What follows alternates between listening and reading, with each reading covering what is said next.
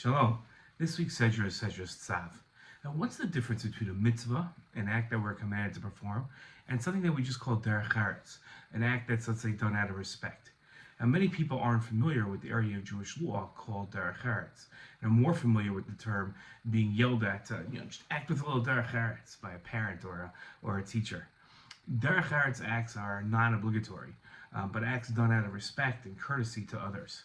In this week's Torah portion, we see an interesting example of a debate over whether an act is an obligation or derech eretz. Now, at the start of this week's Torah portion, we read about Moshe being told by God to command Aaron and his sons the following. It says that this is the ritual of the burnt offering. The burnt offering itself shall remain where it is, burned upon the altar on the Mizbeach all night until morning, while the fire on the altar is kept going on it. The Kohen shall dress in linen, with linen breeches next to his body, and he shall take upon the ashes which the fire has reduced the burnt offering on the altar, and place them besides the altar. He shall then take off his clothes and put on other clothes, and carry the ashes outside the camp to a pure place.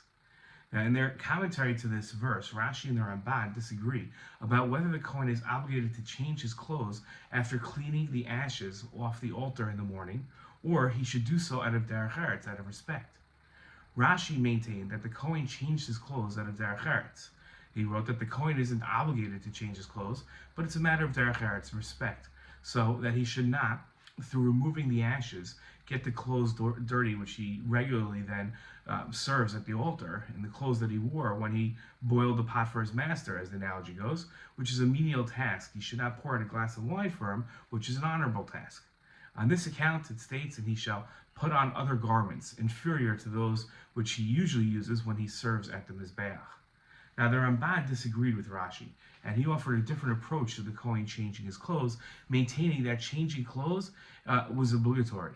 The Ramban wrote, "I don't know Rashi's source for his opinion that it was not obligatory. For the Kohen to change his clothes after cleaning the ashes from the altar is obligatory. Changing his clothes is a commandment to the Kohen, that the garments in which he performs the acts of an offering, including cleaning the ashes off the altar, be clean ones, and that he must perform the regular divine service with those garments which he takes the ashes outside the camp." Rashi and Ramban disagree if the Kohen is obligated to change his clothes after cleaning the ashes off the altar, or he does so out of derech eretz. The debate is curious because the Ramban doesn't disagree with Rashi that changing clothes is an act of derech eretz. The disagreement between Rashi and Ramban centers around whether the cleaning the ashes isn't only derech eretz, but it's also obligatory. An act that is obligatory is completely different from a non-obligatory act that is done, let's say, out of respect or courtesy. While a person should always want to act respectfully and courteously, irrespective of whether they are obligated to act that way or not, when a person is obligated to do something, they approach that act differently than if it was just a good thing to do. There is more responsibility given and felt when a person is commanded, as opposed to when a person is motivated by wanting to act with respect and courtesy.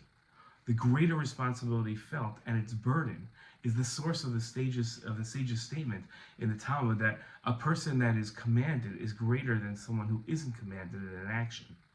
The debate between Rashi and Ramban over whether changing clothes after cleaning the ashes off the altar is whether that's obligatory or just a derech eretz centers around the level of responsibility the Kohen is given and should feel about how he was dressed before God. Rashi wrote the Kohen is given and should feel little responsibility to change his clothes. Ramban maintained the Kohen is given great responsibility and must feel that responsibility. Shabbat Shalom.